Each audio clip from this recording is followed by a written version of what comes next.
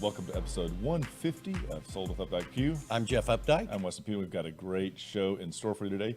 Amazing homes across Dallas, and we've got a really great second segment. Yes, we do. We're going to have Patrick Dickinson talk about fall planting, just getting your yard ready and giving good tips for homeowners.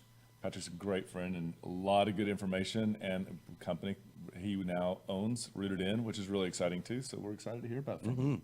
But before we do that, how was your weekend, Jeff? It was good.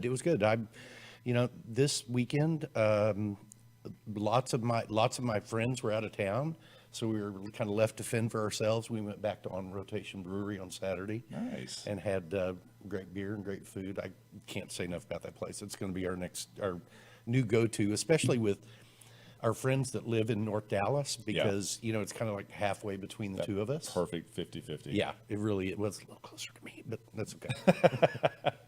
That's good. The weather is so nice this morning. It was like 61 degrees, hence the flannel. What are you wearing? Flannel. But I am not drinking a pumpkin spice latte, so it's all good. Nor am I wearing Uggs, so we're good. It is an interesting time. Yeah, I worked this weekend trying to get my kiln up, and interestingly enough, I did not have a successful run. Something's going on with the electricity, and so I'm going to have that Bromax replaced, it looks like, because I don't think it handles the amp that it's pulling. So at least I didn't have anything in there. Typically on your first one, you just are seasoning it, basically, I guess is what we're doing. There's some oxides that need to form on the inside, and that did not happen. So we'll get that figured out. I'm ready. So lots going on. And in the market, what is happening, Jeff? Well, we can definitely see in the numbers this fall slowdown. New listings are down 1%. The back on market properties are down about 4%. Price decreases are down about 8% week over week. Price increases are down 10% week over week.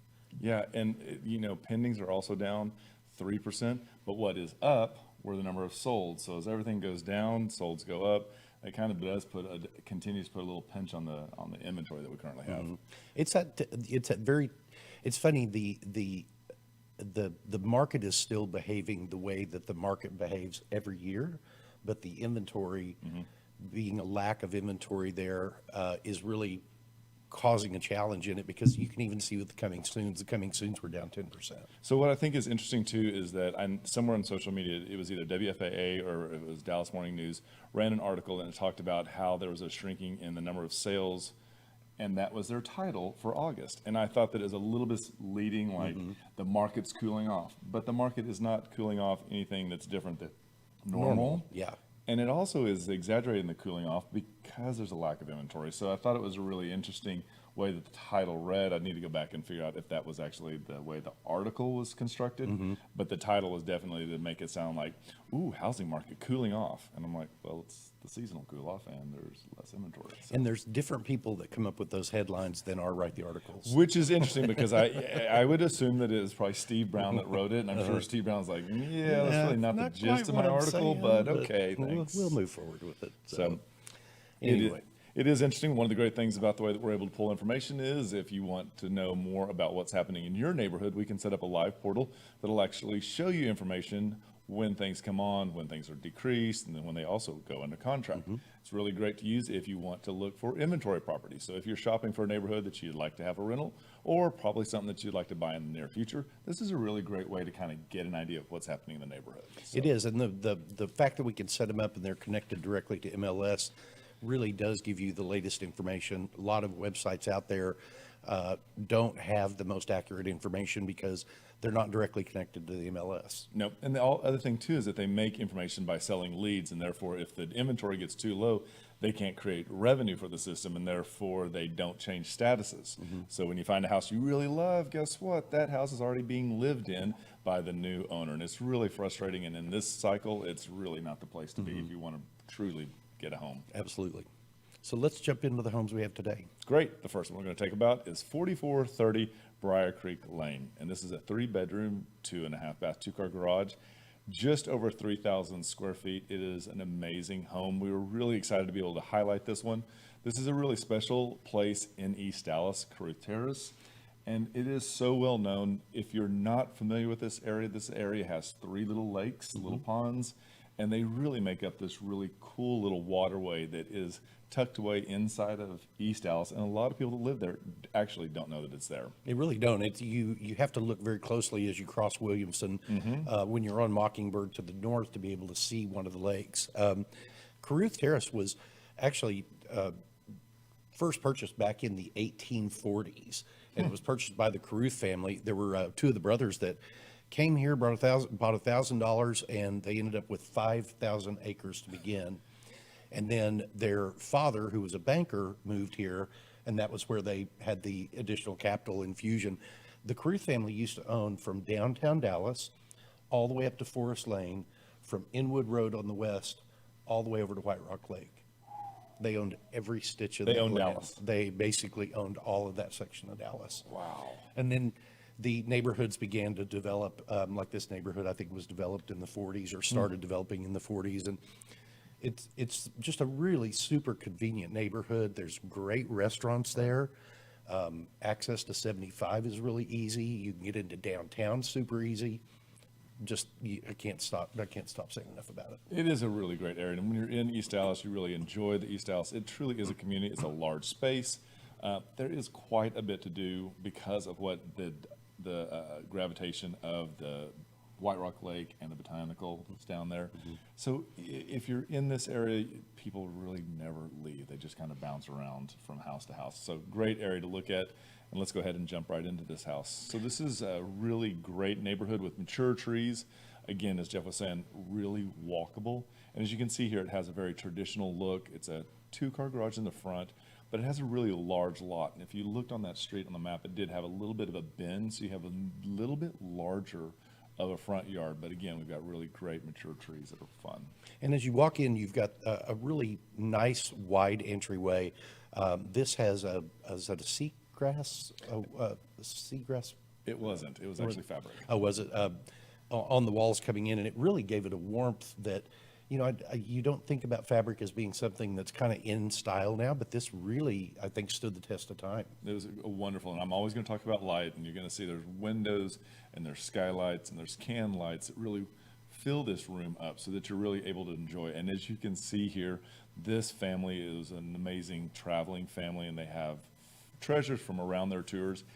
And they're really so well highlighted. And in part, I think it is because of the way that this house lights itself up. It really is. And the sunroom, this is right off the living room, or excuse me, I think this is off. Yeah, this is off the living room, and also off the master bedroom.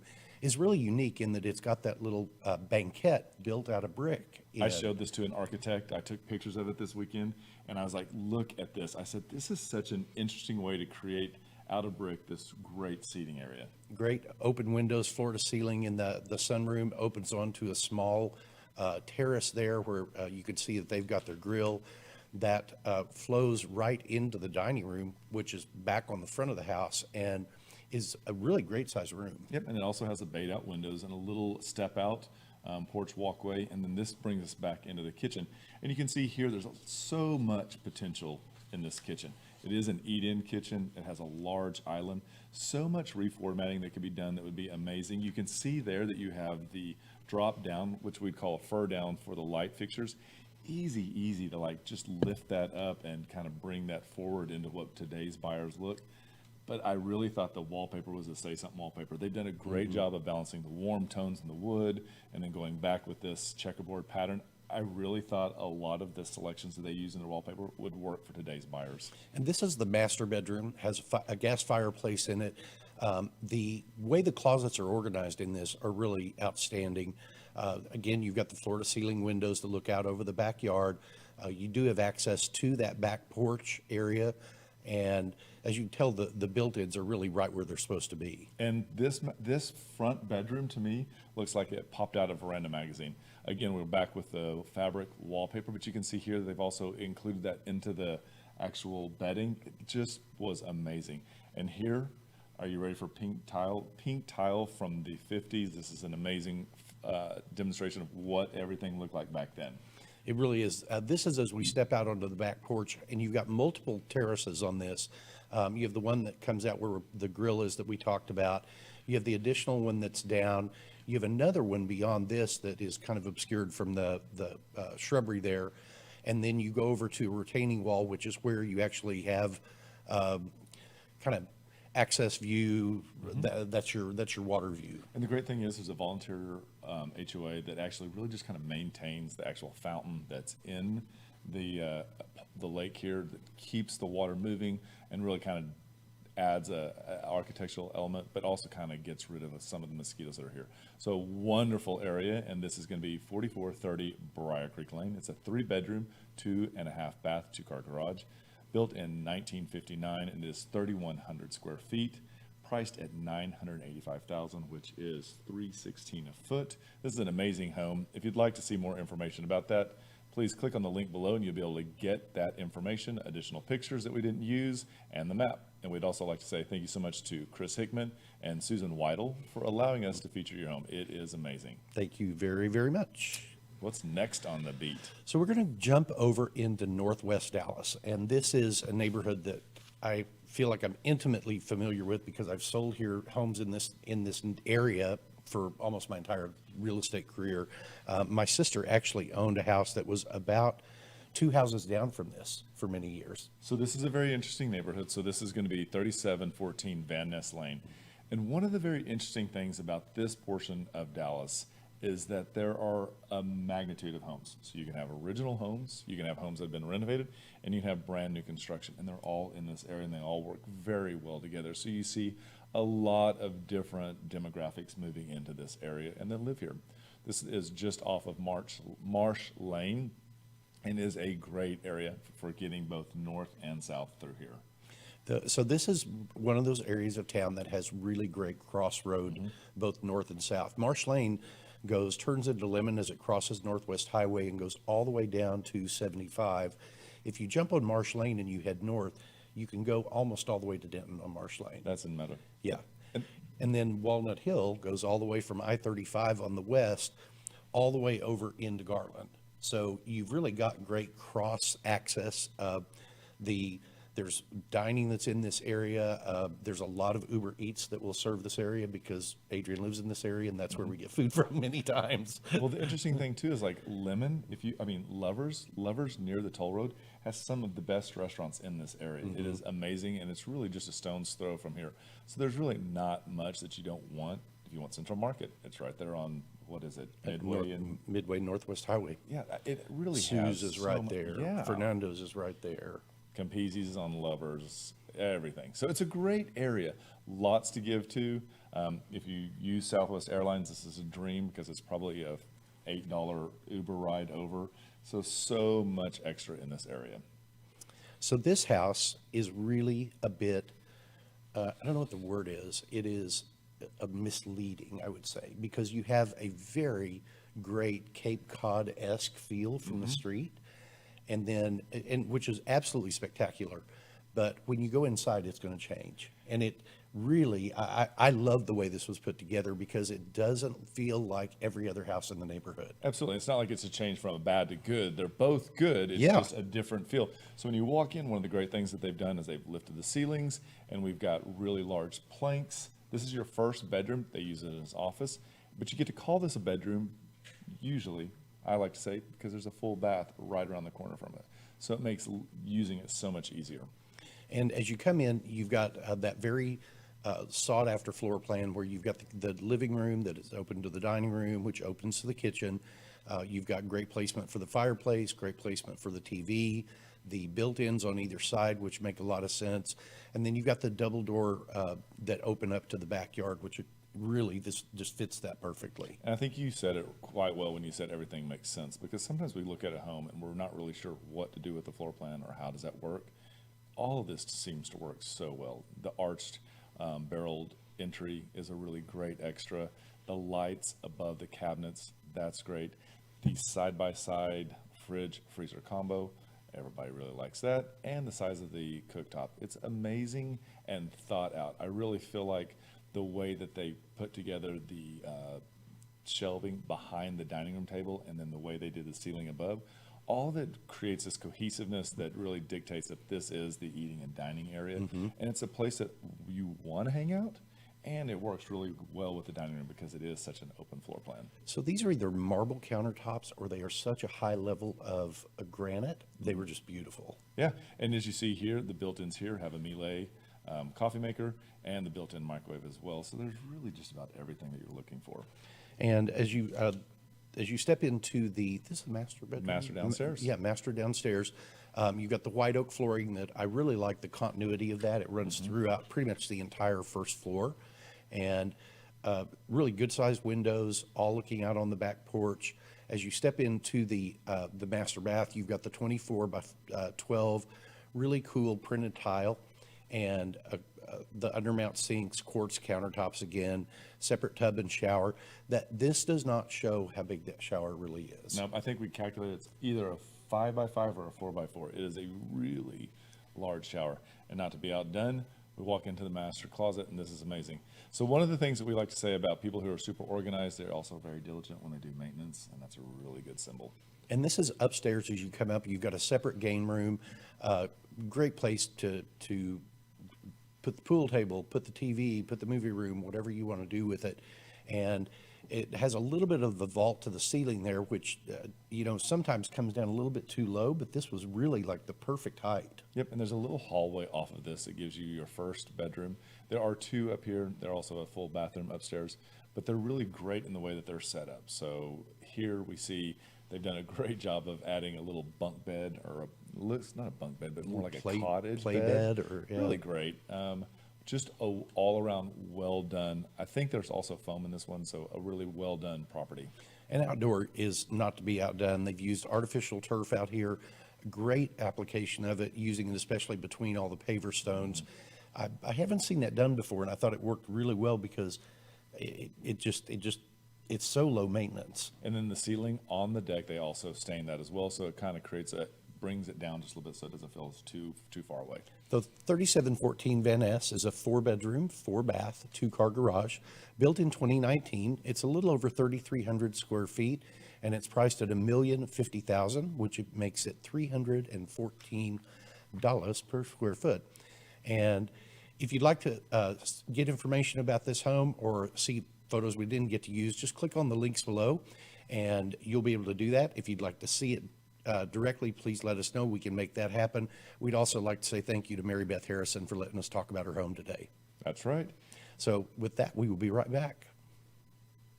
There are lots of ways to keep up with us. Visit and like our Facebook page to watch us live and get updates about future show topics. Also, visit our Instagram account where you can see the latest homes we have for sale. You can also check out our website at updikepugh.com, where you can create customized searches of active and sold homes that you may find of interest. If you'd like to know how much your home is worth, visit homeprice.fyi and you can get a price instantly. Just enter your address and a couple of other pieces of information and we will email you a price.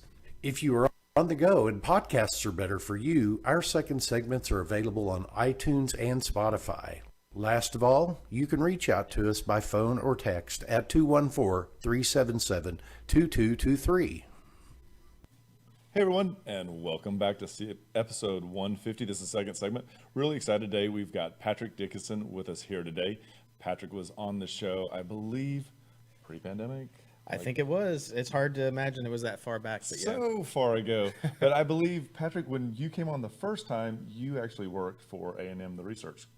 Yes. Is that right? Yeah, we were under the AgriLife research called Water University. Okay. Like many things during the pandemic and others, we were dissolved, pun intended, for Water University in November. So the same team, same great group, we partnered all back up and we started Rooted In. So we still do all of our great classes we do for the cities. Okay. In fact, last night, my colleague Daniel did one for Water is Awesome through the city of Dallas and Fort Worth and many other great cities. But we also do professional trainings, but now we're on the private sector. So we can do design and consult. You guys actually have a really great website, and it's rootedin.com. Yes. And you all have a lot of helpful videos on there. I've been on it several times because I love composting. And you guys have lots of really up-to-date videos that are pretty quick, and you guys are really entertaining. I think you guys just were on WFAA, was that right, too? We've done many segments, WFAA, NBC, Fox. We do quite a few segments as kind of the green experts. Well, we really appreciate you coming on the show today. We know that you've got a busy schedule and you're headed. I'm excited to be back right here, away, yeah. and you jumped in between. But we kind of wanted to bring it on because, of course, it was 61 degrees this morning, and I'm wearing flannel because fall is here. I wore short sleeves to enjoy the cooler weather. I was like, it's a great day. It Why was not? wonderful. So It's kind of hard to believe to walk out to those temperatures. It's amazing, right? And the humidity's down, so it's wonderful. But it is that time when now it's time to start thinking about, like, what do we need to do? Sure. Both for like trees, but we also have shrubs, and then also like the lawn, because there's a lot about to happen and the bugs are about to go away. So how do we bite this off one bite at a time? Well, so some of the biggest things is to try to help prevent some of the things that can resurge in the fall. Okay. And that is getting into our fall and winter weeds. Okay. So many people, this is the time now, like this week. Okay, This week to do, weekend. if you want to do pre-emergent on your turf grass. And what that does is that prevents a lot of the winter weeds that we see. Henbit, which is that purple bloom that you see, even dandelions, but if you're a pollinator or attractor, those are some of our best foods for the pollinators as well. So to each their own. Some people don't want those weeds in their grass. My dad's one of them. So everybody's a little different. And you did want to discuss a little bit about having some of that green in the winter, having that winter grass. So I love winter rye. Yeah. And you kind of were like, but I love the way that it looks. It is amazing to be able to see it, but you're like, it's not always the best. It comes a little bit as a double-edged sword, Okay. if you will. So we always tell people, in Texas, we're supposed to be dormant. We're supposed to be brown. I like to call it blonde in the winter. But so we get that dormancy. Okay. So if you have evergreen trees, which, Right. Live oaks, things like that hold their leaves, I think there is a potential for you to have some winter grass, which is your rye, your fescues. The problem is those are all done by seed. Right. So you have to put a lot of resources, water on them to get it to germinate, then maintain it through the wintertime. Yep. In some cases, for erosion control, muddy situations, if the grass goes dormant, it might be necessary to do things like that. It can also put a little bit of stress on your warm season grass. So your St. Augustines, your other grasses that are dormant during the winter, while they're sleeping, if you will. Okay.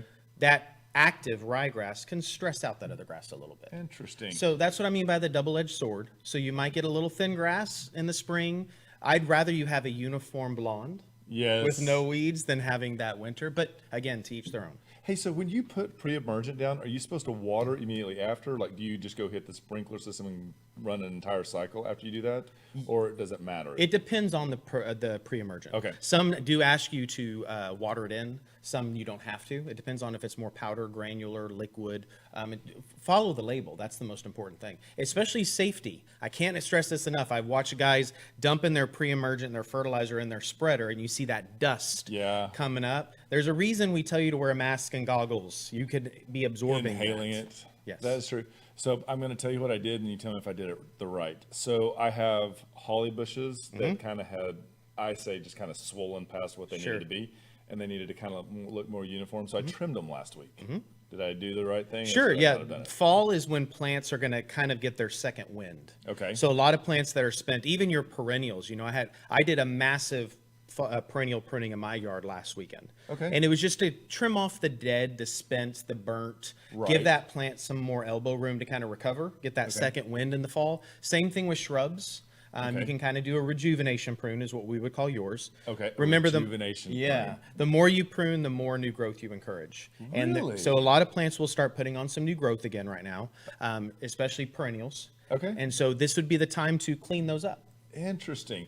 So I am going to then assume it's a great time for me to get holly feed and put some holly feed down. Sure. For the Sure. fall. While we're still still have some warm temperatures, and we're going to be in the 80s during the Okay. days, maybe low 90s depending on the week, putting out a mild fertilization, not something that's really high in nitrogen. Nitrogen is your first number on that bag. Okay. You don't want to encourage too much new growth. Okay. Because we could have an early winter and a little bit of a chill, and you don't want those plants to have that tender new growth and it burns. So Okay. we're just trying to get a little bit more of an establishment, kind of that second wind going in those plants to prep them for the winter. Hopefully we won't have any more snowmageddons. That was hopefully a true 100-year freeze.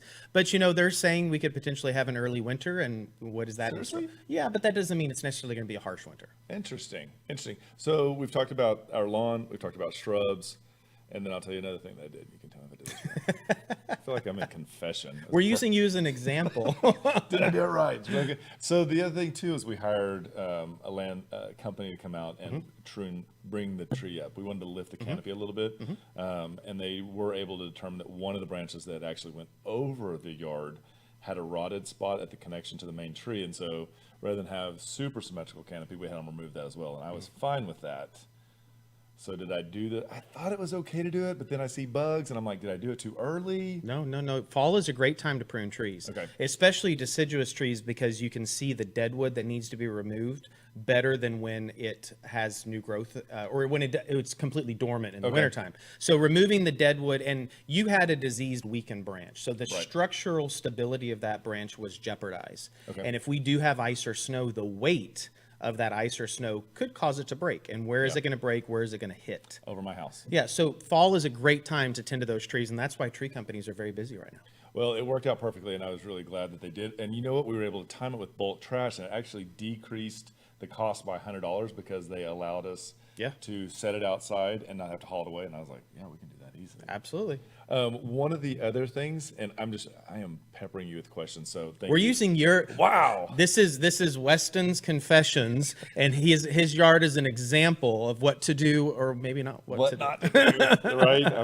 I'm 1 and 2. So there is a Yopon holly in the front, and I noticed that one of the branches started like wilting, and I traced it back, and it was connecting to a branch that I had snapped really just by putting my hand on it, so it was probably bad. Well, we cut it, and ants came running out of it, and I was like, It's probably good that you cut it off, because that branch was jeopardized again, like your tree branch. But ants or other insects or discoloring stuff coming out of wounds on plants is not always a good sign, because insects like that are feeding on decay. okay. So you need to get down to the root of the problem, and see what is occurring to cause that. Remember also on trees, we always say that the dead wood is the center of the tree. The live wood is the cambium tissue that grows underneath the bark. So that's why when trees get struck by lightning, they don't always die. It burns from the inside of the tree, but that doesn't mean the tree dies.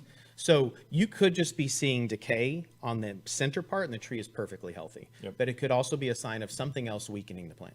Yeah, that's a really interesting point that you bring that up, because we were over at some friend's house in East Dallas, and this huge tree fell over, it was like end of summer, and it fell over, and like 50,000 bees came out. And when they came and looked at it, the entire inside had rotted out, and that's what caused the tree fell at the sidewalk level. I mean, it just boom. And as professionals, we don't always see that. It's the unknown. Just like with irrigation, we are not seeing what's happening under the ground unless we can get in there and look. Absolutely. So the moral of the story is go to rootedin.com and contact Patrick or one of the guys on his team and have somebody come out and take a look at it, because it really is a great time to get ahead of this. And I will tell you, an ounce of prevention is worth a pound of cure right now. Absolutely. And going into these colder months, people always ask us, well, what should I be doing? You should be planning for the spring. So this is the perfect time to be getting those designs, the plans, getting those ready so you can hit the ground running in the spring. 100%. And it just makes spring gardening fun, because I feel like planting is fun, but I think that always doing all that prep work kind of bites. Yeah. And so getting ahead of that, I guess, makes it where it's a little bit easier. I even hired the labor to do the prep work. So. You have been really instrumental in a bunch of stuff, so it has been great. The one other thing that I would like to point out is just, we're still the green industry was massively impacted by the freeze. Correct. A lot of people don't realize that so many of our growers and our nurseries lost their entire inventory in the freeze, because there was no insulation from a 100-year freeze. Right. They didn't always have heated, but we also lost a lot of evergreens because of the cold air. Yeah. So be patient. A lot of them are not going to recover as far as inventory and what's available till this next spring. So you realistically may not find 100% of what you're looking for right now. Okay. Be patient with them. They can only grow plants so fast. I love that. And I guess it is time to grab pumpkins and grab the mums and get them out and put them in your planters. Start decorating. Enjoy these temperatures. Get outside. It is amazing. Well, Patrick, thank you so much for coming on the show. It has been wonderful. And typically Jeff comes on and closes it, but I think we'll just go ahead and close it right now and say thank you all so much for tuning in. Join us next week, same time, Facebook Live or YouTube at noon, and we'll see you then. Thanks so much. And remember, we want to be realtors for life. Bye.